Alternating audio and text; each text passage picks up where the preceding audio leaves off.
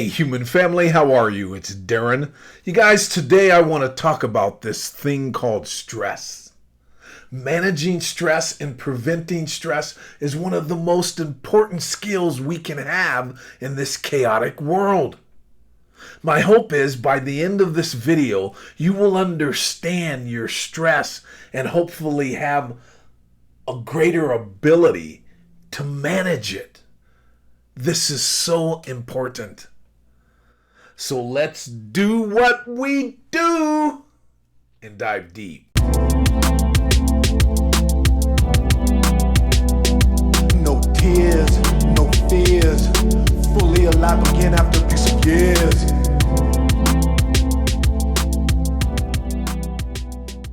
Cavett Roberts stated, "Life is a grindstone, and whether it grinds you down or polishes you up is only for you to decide." Doesn't it feel like life is a grindstone? Especially coming out of this narcissistic fog and the pain of what we all have gone through. It really is a grindstone. There's a negative pull in life. You could say life has a downward pull to it. It literally does. That there's gravity inside of our minds that makes us feel down, that makes us worry, that makes us afraid. And this downward pull causes stress. You see, all of us operate in a system. We have a family system, a work system, a cultural system, a national system. Our life is compartmentalized through systems, whether we know it or not.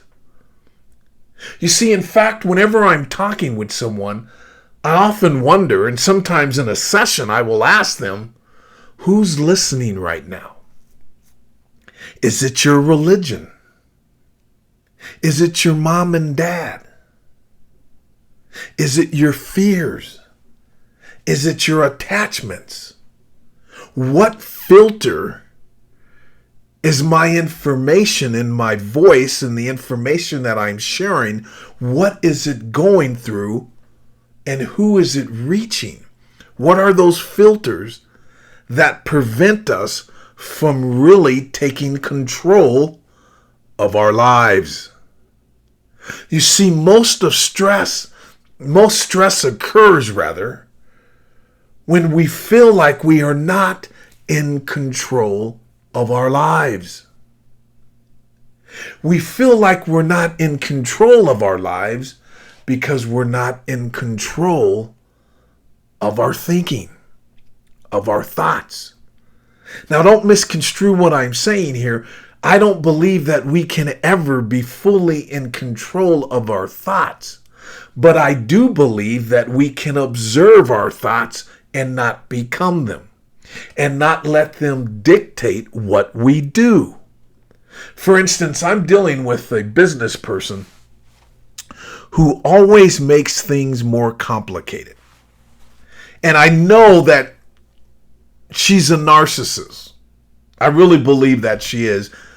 And I've known this early on.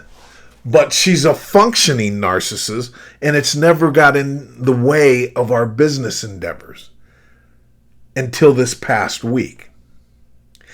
She is constantly making things difficult. But here's how I learned to deal with her. Because of a contractual agreement that I'm in, I have to deal with this person. I have to follow through on my contract, or it will cause even more problems. And she knows this. But here's what I was able to do.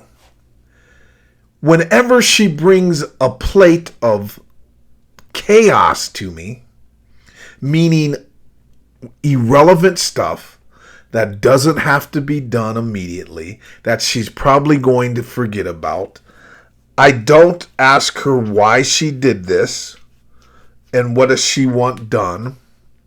And I don't look at it or even think about it until I want to.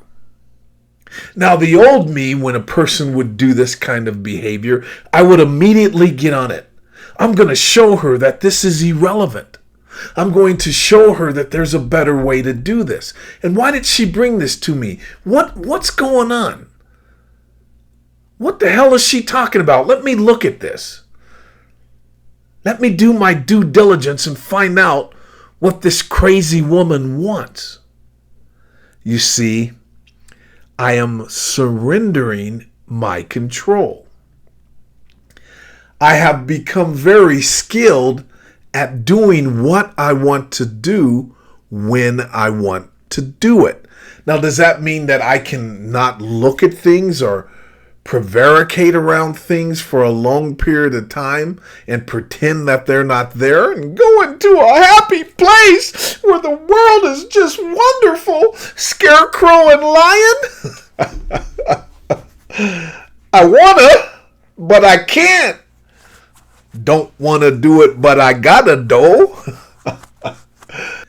But if you slow down, you will really see that there are various opportunities that you can take control in the time and manner that you choose to read that email, that you choose to look at that report, that you choose to change that training modular, that you choose to have that talk with your son or daughter, or you choose to make sure that the room is clean. There are various opportunities for us to minimize our stress. And each one of these opportunities is a pocket of gold. It starts to accumulate and really ease our stress. Find your control and choose to do things when they make sense to you. It is imperative that you put yourself first. After this kind of abuse, it demands that you put yourself first, that you prioritize your time. And all of us have such a hustle and bustle, busy schedule that we have to find the little pockets of time that we can minimize the effect of life controlling us. Take control in the little areas that you can find it. Tell your kids, tell your friends, tell your coworkers, your colleagues, if you can, that you're going through a difficult time and to give you a few months to get your shit together.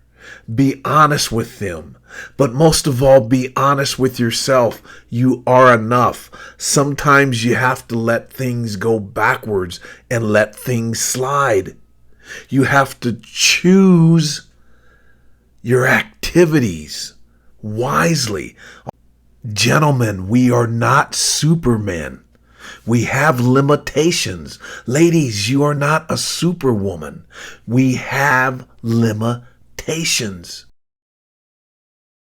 This is a time in your life to accept those limitations and to heal and to prioritize yourself. And most of the time, because of our busy schedules, we gotta get it in wherever we can and not be such a perfectionist, not to worry about the effect you're having on others.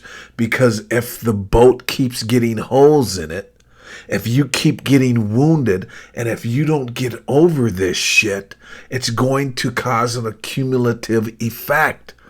Does that make sense?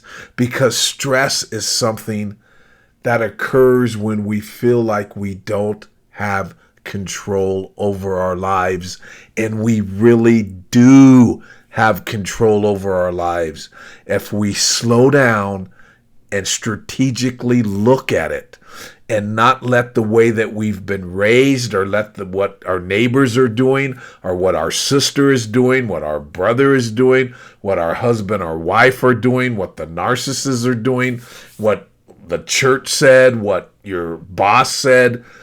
You have to leave this world for a little bit and get it together and be all right with the consequences of that. That's why I started this episode. Why do you want what you want? Who am I talking to? Am I talking to your political party? Am I talking to your culture or religion? Am I talking to your mom and dad? What are the expectations, or where are the expectations coming from for your life? It is imperative that you take care of you right now, and no one is coming to the rescue for that but you. You are the Calvary.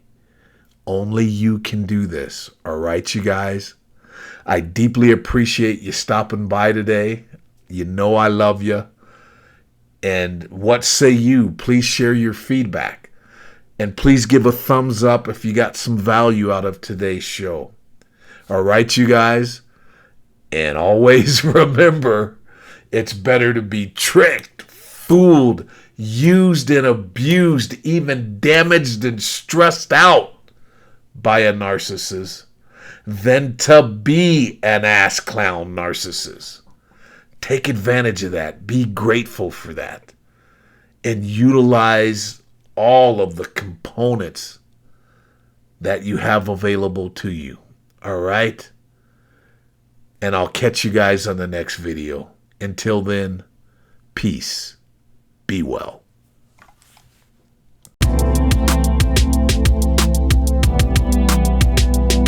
No tears, no fears.